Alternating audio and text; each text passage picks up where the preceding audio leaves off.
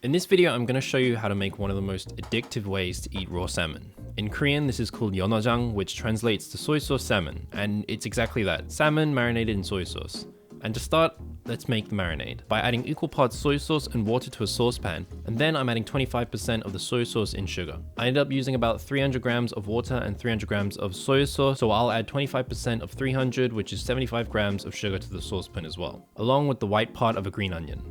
I'm bringing that all up to a boil, mixing to dissolve the sugar and letting it simmer with the lid on for about 5 to 10 minutes. And then I'll set that aside to cool off, during which I'll prepare our salmon. Before we get messy with the salmon, I'm gonna finally dice up some garlic, chilies, and the green part of the same green onion, and place those into a separate bowl for later.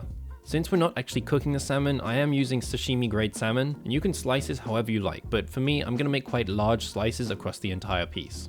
Then in a mixing bowl, I'll add the salmon slices along with the chili, garlic, and green onion that we cut up earlier, and mix together to coat the salmon completely. Then all of that will go into a container large enough to hold everything with a little bit of headspace. Once the soy sauce marinade is cooled down completely, I'm removing the green onion we added to it, and then I'll pour it over the salmon until it's completely submerged. The salmon will most likely float, so I'll use a kitchen towel and lay it over top, letting it absorb the marinade to cover the salmon. And this will help keep everything at least in contact with the marinade. I'll close the container and then put this in the fridge overnight, and this will be ready after 1 day in the fridge, but honestly it will taste best after 2 days in the fridge. I personally waited 1 day, and already the soy sauce has started to make its way into the salmon, staining it that soy sauce color. And then to eat this, you can have it sashimi style, or I like to cut it up into small chunks poke bowl style, mixing it with a little sesame oil and freshly ground black pepper and sesame seeds, and then place it on top of some white rice, and this is honestly one of the best ways to enjoy this.